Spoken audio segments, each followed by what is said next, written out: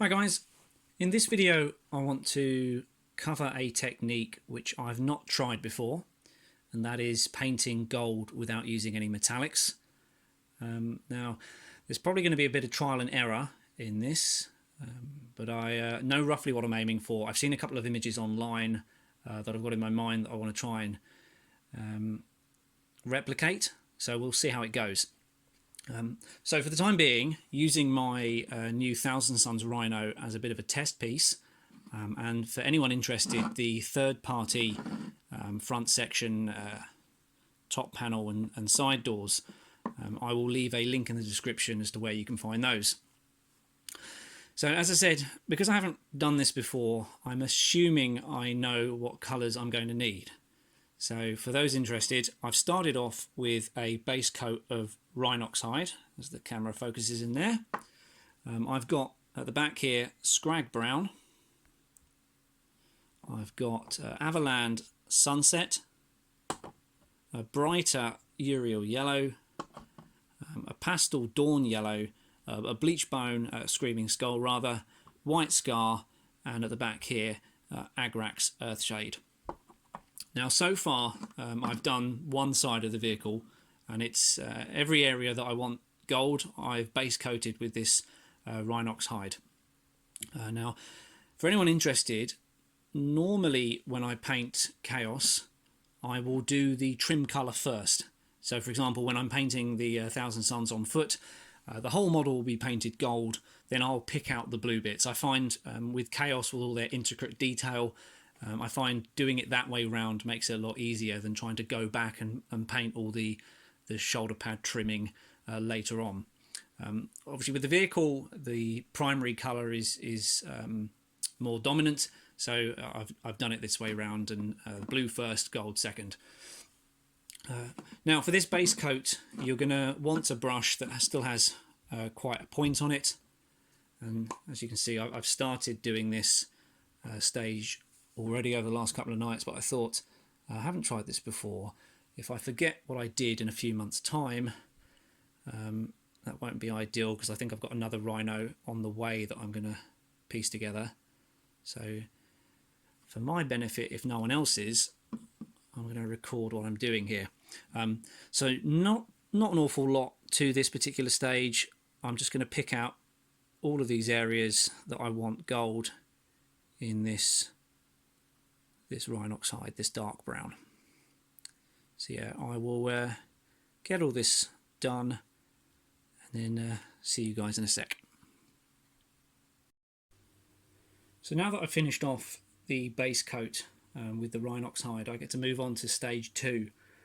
And for that you're going to need Skrag brown and a Rhinox hide again. Let me just open these up. Now for this second stage, and I've already done half of the Rhino, try and show you the technique, is we're going to leave lines of the darker brown visible. So whether you can see on the side door, so on the side of the Rhino I've left the lines horizontal, and on the top of the Rhino I've gone for a diagonal line. The same will be said for the front. I'll probably do a horizontal line. Now for the consistency of the paint and the mix, you're going to want 2 parts Skrag brown and 1 part Rhinox hide. So you can see here on my palette what I've done this afternoon, and I've added a drop of water into this as well, just to keep the paint nice and thin. We don't want a heavy paint mix at all, as we're going to end up applying quite a few layers over the technique, so you want to keep the each layer quite thin.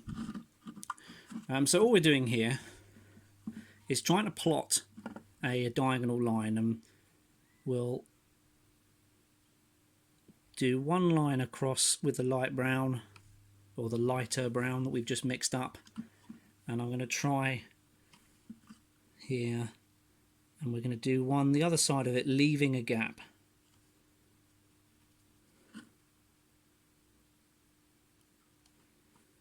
And then we're going to try and guess sort of like an area that's big enough to highlight, and then everything in between that can get filled in with this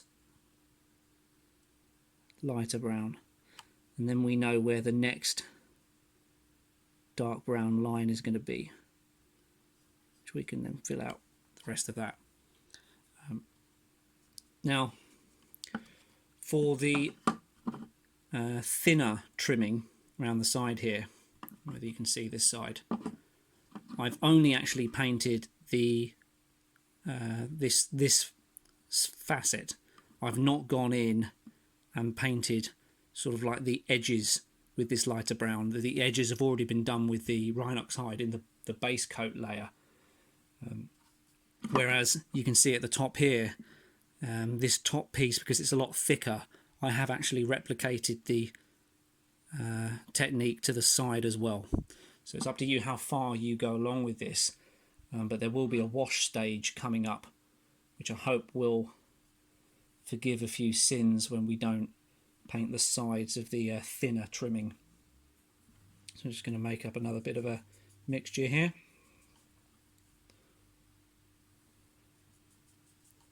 Now the flat areas is fairly simple. We're just going to want to try and imagine a dark brown line and then paint either side and then fill in with the mixture. For some of the areas, like for example this bit here, we've got kind of an arrowhead. So what I'm going to do with areas like this is, for one side of the arrowhead, I'm going to say the dark brown is going to be at the top, and I'm going to shade the bottom part. Whereas for the other side of the arrow, I'm going to leave the dark brown at the bottom and shade the top. So when it's done, the pattern of shading will be in reverse. So if we look at the other side, I completed this afternoon. If I can get the light, it's probably going to become more apparent as we progress further in the technique. So once you've done that and you've finished off with the mix, we're going to then skip straight ahead and use the Skrag brown straight out the pot. Still add a little bit of water to the mixture. As I said, those thin coats really do help when you're applying so many layers. And here, using the bit we've just done, this middle section that we've just painted in our mixture, I'm going to leave a little bit of the mixed colour and then fill in the middle with the neat Skrag brown. So what you're going to get, much like this side, and it might be difficult to see here, but we've got a line of Rhinox hide. Then either side of it we've got a line of 2 parts Skrag, 1 part Rhinox hide, and then in the middle so far we've got a neat Skrag brown. So that's it, that's stage 2. I'm going to finish off the other areas that need to be brought up to speed, and then we'll crack on with stage 3. So I'm now halfway through the 3rd stage, and I've started using a mixture of Skrag brown with Averland Sunset. Hopefully you can see how the gold is really starting to take shape now. We're getting clear definitions between the layers we're building up. And so what I'll do is, using the right side, I'll quickly show you what I've been up to these last couple of evenings.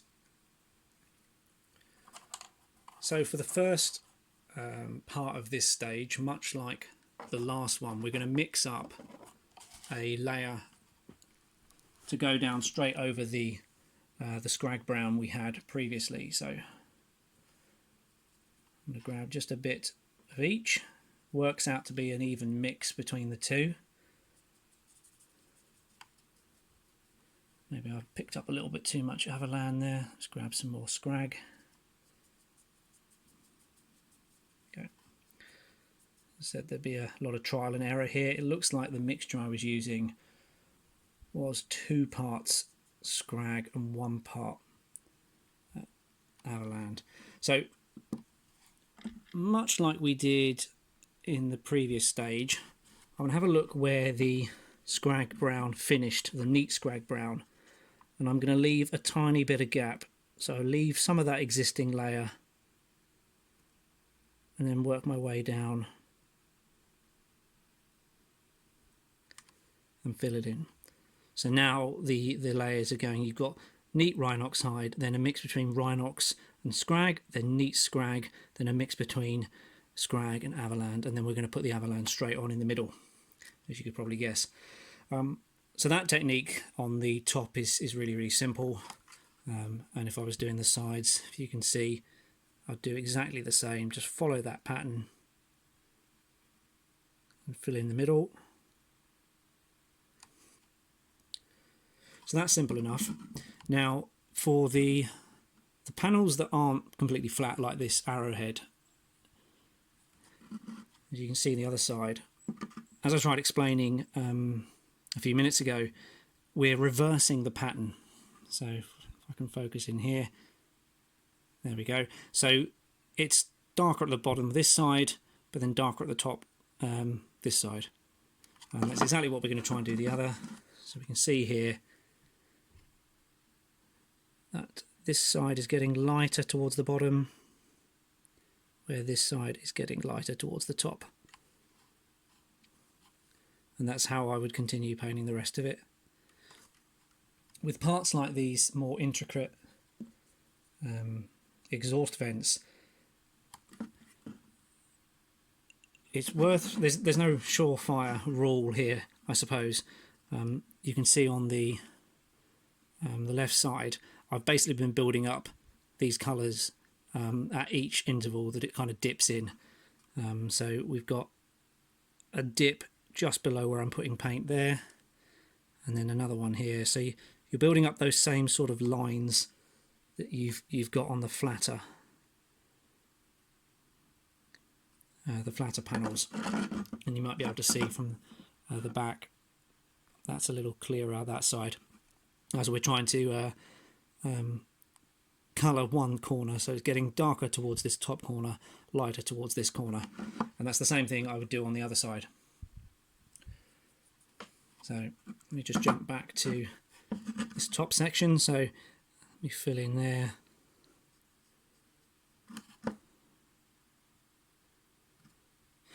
So once that's done, and I'm not going to bore you with doing this whole layer of this mixed colour now, I'm going to take Averland straight from the pot,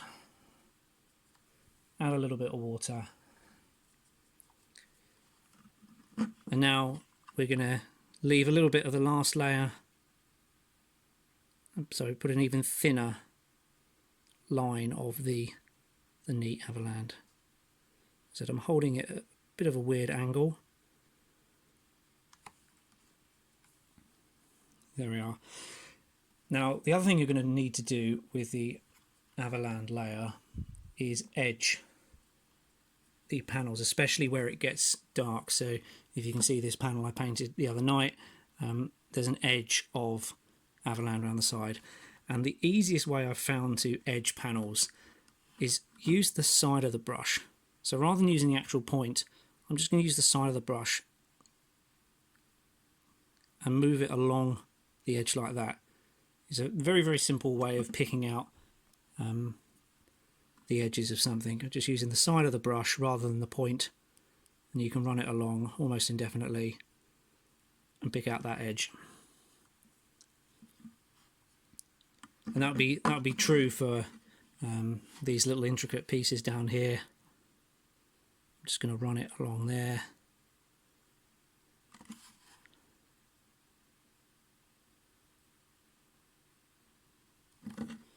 There we go, and then hopefully what it will look like is this side. Try and get it out of the light so you can see it.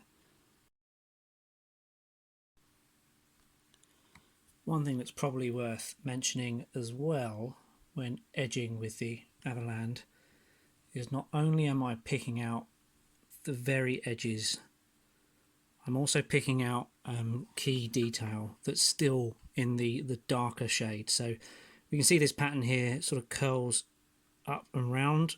This is where I am using the edge of the brush, or the point of the brush rather, and I'm going to pick out those sort of bits. As you can see at the top, I've picked out sort of key detail around here.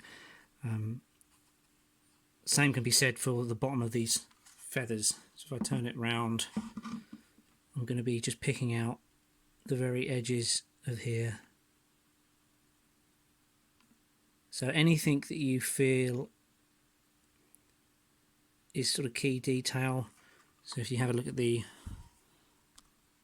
skull this side, you see I've picked out like the raised areas, and again with the sort of wings underneath. So yeah.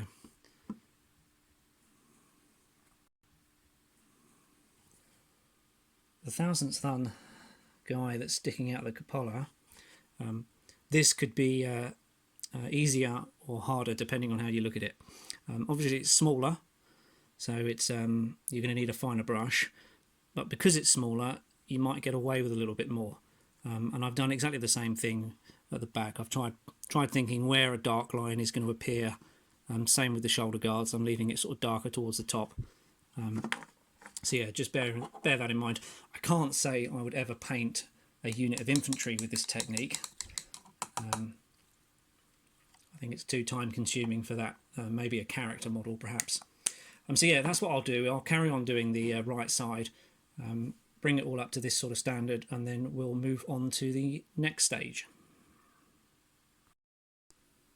So now that I've finished edging all of these panels with the Averland, I want to go back and add a little bit of definition into some of the areas, especially the more intricate parts like the skull in the middle here, and a few of the scarabs at the top, where they're just now predominantly yellow. So for that I'm going to use the Agrax Earthshade wash. I don't want a huge amount on the brush, and I'm just going to add in the wash on these areas. It flows into like the eye sockets here again, around the nose. With the scarabs it will pick out all the detail that I've kind of lazily gone over with the yellow stages. Again with these wings I want to go back over them.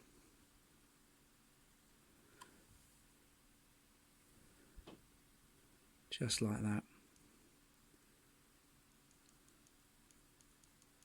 So the flatter areas I'll probably just go over it very lightly, just so there's no difference between all the areas. You don't want some with the wash and some areas without.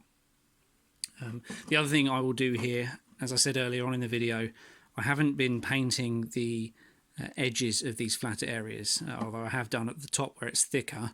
These areas here I've just left with the base coat of Rhinox hide, so I'm just going to go in and add the wash there. It just sort of neatens up the transition between the blue and the gold we've been doing. So yeah, I'm just going to go over all the areas with this Agrax, and then we can move on to the stage with Averland and Yriel yellow.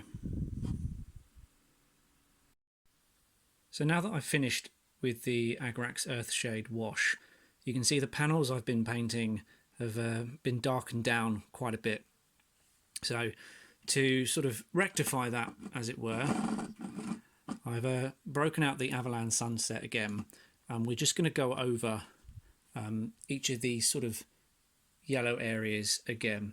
I said the wash was there to try and put a bit of definition into some of the other layers, but now I want to bring that yellow back out again. So just as we've been doing so far, I'm going to pick on a line here, and we're just going to go back over it like so. Again, when you guys are doing this, you can hold it at a better angle than I am. Might make it a little easier. So just here again, we're going to be a bit more careful this time. Pick out the top here, and then elements of this scarab.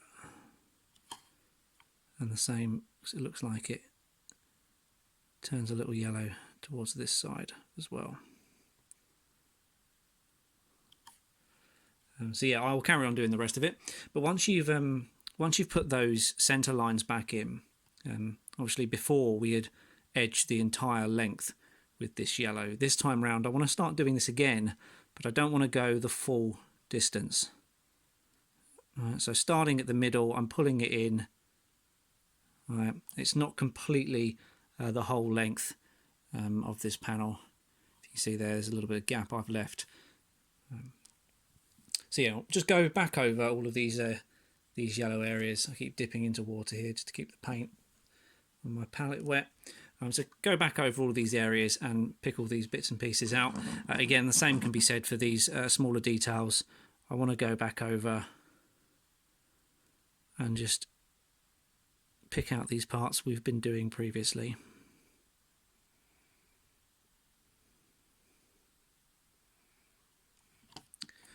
So yeah, once that's done, then we get to move on to the Yriel yellow stage. And pretty much, I mean, I'm certain you guys would have picked up on the technique so far.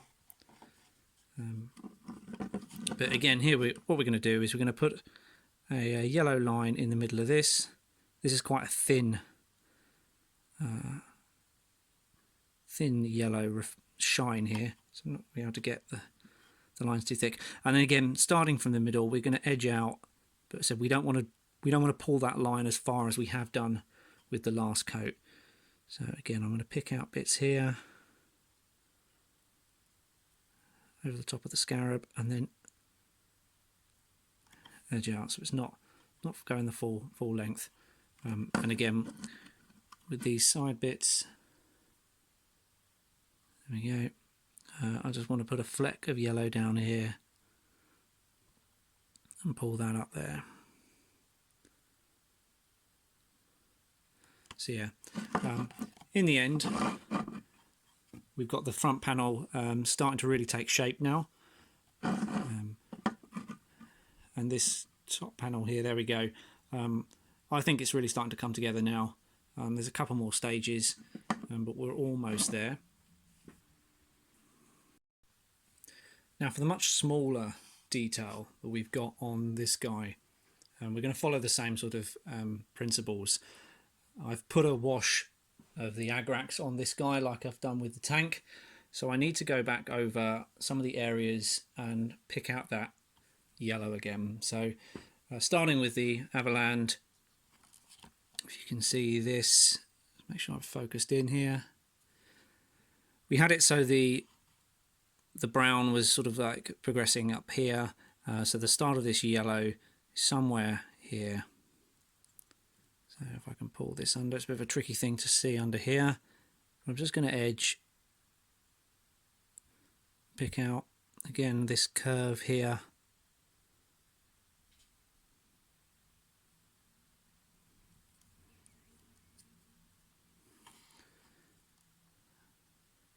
Make sure you guys can see, because I know these smaller bits, my thumb can quite easily get in the way. So I just want to pick out these details. With this gem cradle, I just want to pick out one side of it.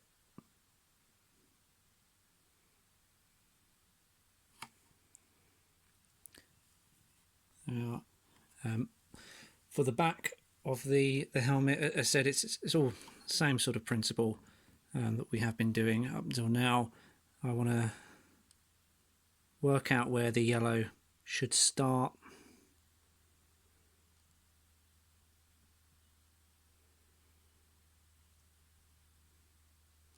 And pull that back in. And then we can use the Yriel yellow, much lighter one.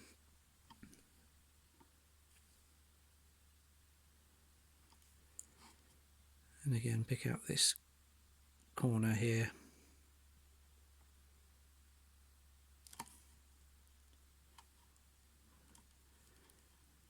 and it starts about here, so I can just about get the brush down here without touching the blue.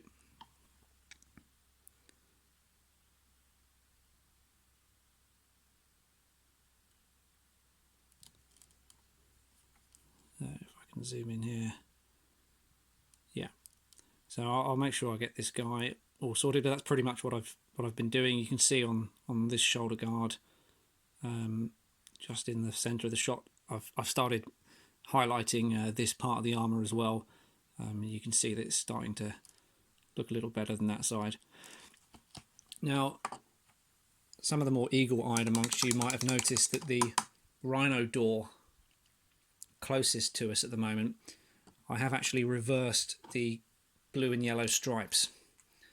Previously, just so happens that I had the yellow stripes in a position that matched the yellow stripes in the gold, and it all kind of blended into one. So I've swapped those around, so now we've got the blue parts of the door corresponding with the yellow parts of the gold, and vice versa. So something you might want to consider when you're doing this, especially if you're going to have any yellow or brown on the existing model. Just think about where the shine might add up. I hadn't really considered this to begin with, and I did say there'd be a bit of trial and error here. So there we are. So I've just had to swap those over. So almost there. A couple more stages to go, and then we can call it a day. So for the last couple of steps, we're going to need the Yriel yellow, Screaming Skull, and White Scar. And what we're going to try and do is put the final sort of shine in the gold. So if you can see the side closest to us, there's these hints of sort of shine in the yellow lines we've been doing. So the first step, using the Screaming Skull and the Yriel yellow, we're going to need to mix up a colour that's basically Screaming Skull. We only want a hint of the yellow.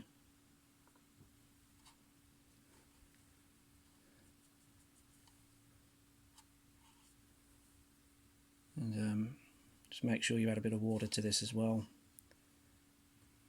So the paint I've got on the brush here is basically bleach bone, or Screaming Skull rather. And much like we've been doing previously, I want to pull out this line at the top, not going as so far as the yellow has been pulled before, and then very carefully do a line running straight down the middle of the yellow we have been painting, and that'll be the same for the next stage as well, the next line. So yeah, very sort of fine line straight in the middle of the yellow, and then at the top here we're pulling the line out so it doesn't reach as far as the yellow did in the previous stage. For smaller parts like this, I want to go and pick out every rivet as well.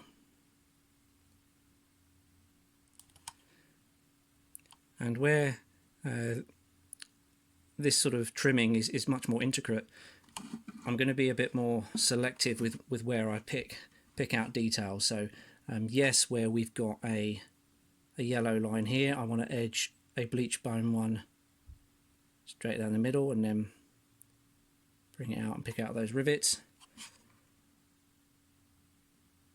But I also want to start picking out other sort of details, like maybe the very edges of these pieces here. So if we look at the other side that I've already done,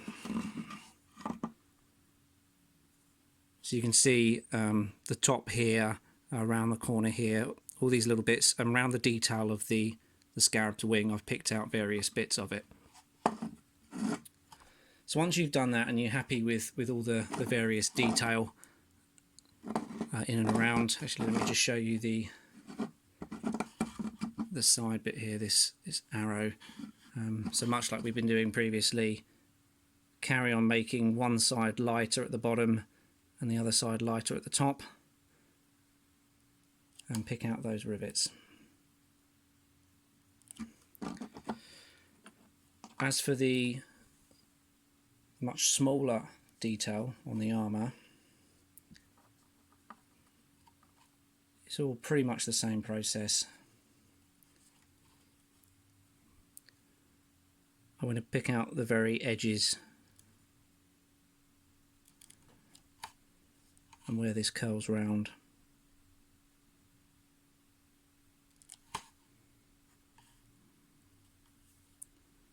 Zoom in there. With this much smaller detail, I want to almost edge everything in this colour. With the larger panels, you can kind of get away with, or the pattern is much more clearer on the larger panels, whereas these smaller details, I want to make it a little bit more obvious what I'm doing. I want to try and pull out all these lines. I said holding it at this angle is pretty difficult to try and get it on camera as well. I'm going to pick out those rivets at the back as well. And so yeah, I'll take a bit of time doing that when I'm not holding it at a difficult angle. So once you've finished off with that stage, the last little bit is using the white. We're going to use this straight out of the pot. Let me grab one of these brush guards to keep the pot open. The white has a habit of closing on me. And the white, again, you definitely want to water this down because it's quite a thick paint at the best of times. And here what we want to do is, yes, we want to start off and just pull it out slightly shorter than we had with the bleach bone, but we also don't want to do a full line going across. We just want to pull it out a little bit and start it. So I'm holding it at a weird angle here.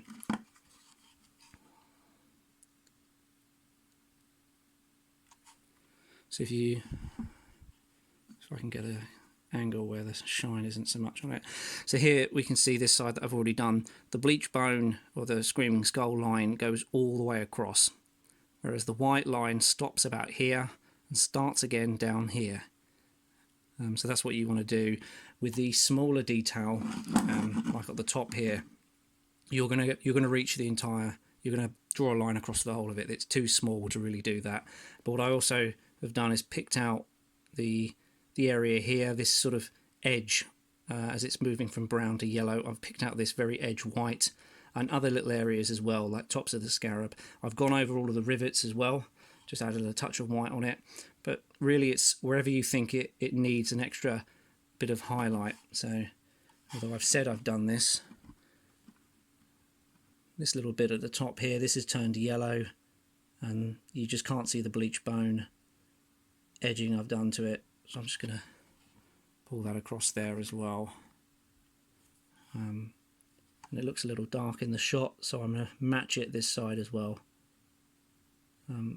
So just go around, pick out all the detail that you want to. With these small arrows down here, I'm just going to do a touch of white in the top corner, touch of white in the bottom corner, pick out the rivet. So yeah, I'm going to finish that off and then yeah, I think we're done. And there we go, guys. I think that's about done. As I said, I've never tried anything like this before, so it's pretty fun picking up a new technique, I suppose. If I did this again, I might try and pull the yellow flashes closer together. Don't leave so much brown. Maybe that will improve the technique, I'm not sure. I've got another rhino very similar to this that I need to paint, so I'll probably give that a go there. Obviously there's a lot more I need to do to finish this rhino off, and I know the next video I will be showing you how I use weathering powders, because I'd like to kick up some mud and grime across it just to make it that little bit more realistic. As for the guy in the cupola, I didn't really specify with the white stage, so I'll just quickly do it now. The very key details, the very edges, corners, I've picked out in white, again with the rivets at the very start of this head crest. So yeah, just go around and pick out detail that you think needs to be highlighted. So yeah, that's the technique. I hope you guys have enjoyed it. And in the meantime, take it easy, and I'll see you in the next video.